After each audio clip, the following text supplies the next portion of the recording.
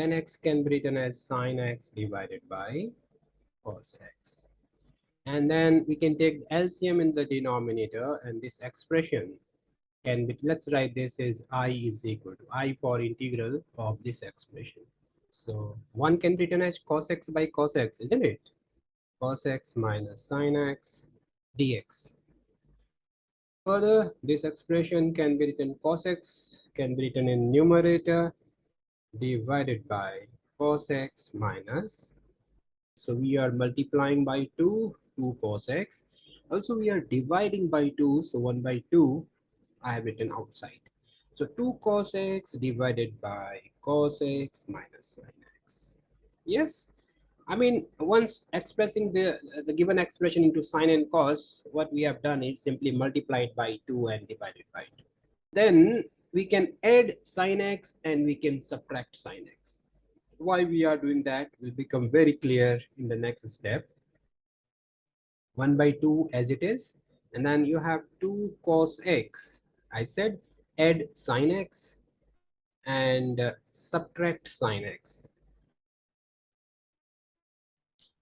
and divided by denominator as it is cos x minus sin x. We are rewriting our expression as integration of, you want to write cos x plus sin x in one bracket, just rearranging these terms, and plus in the second bracket we can write cos x minus sin x. All right, this divided by cos x minus sin x, cos x minus sin x, and dx of this. Now we can split the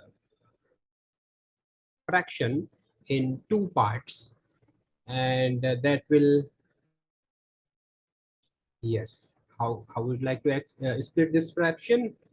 1 by 2 as it is. In the first part you are writing cos x plus sin x divided by cos x minus sin x.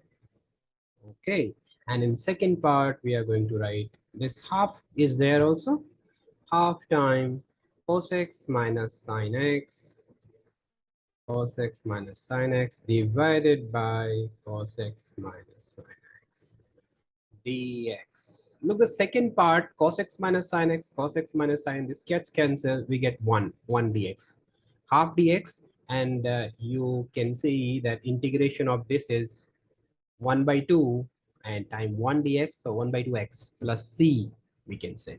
Okay, so what we are getting is, let's rewrite it for the part 1. Give me a moment, wait here. Okay, for the part 1 we are taking denominator as t. Okay, that's right, our expression I is equal to, now I is equal to half I1, let's say this thing is I1, okay, half I1 plus 1 by 2 time integration of 1 dx. Yes, now let's focus on I1. I1 is cos x plus sin x divided by cos x minus sin x.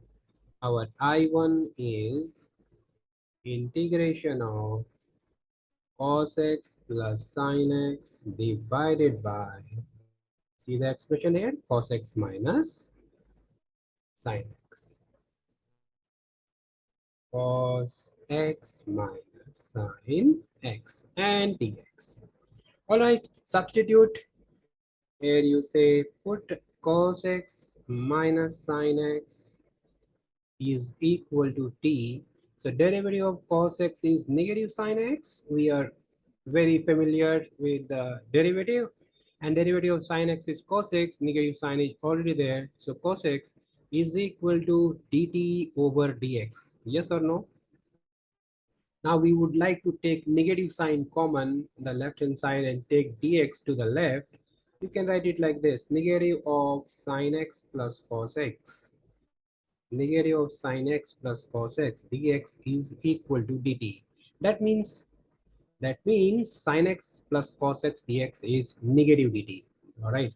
In the numerator there, we have cos x plus sin x dx. Look, this numerator, this entire numerator becomes negative dt. So your expression I1 is, see the denominator was t, cos x minus sin x is t, we have taken.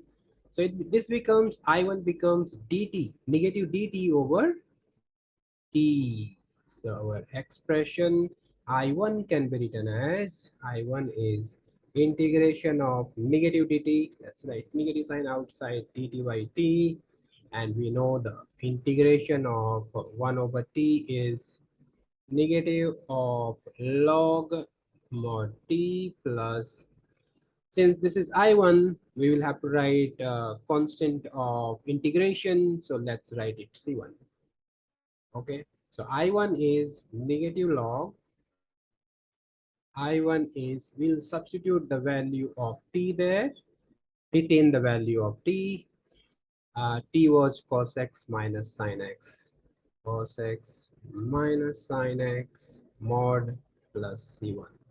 Finally, we can write I is equal to negative half of log cos x minus sin x mod and plus half x plus half x plus c, where you can write what is c, you can write like this, where c is equal to c1 plus c2.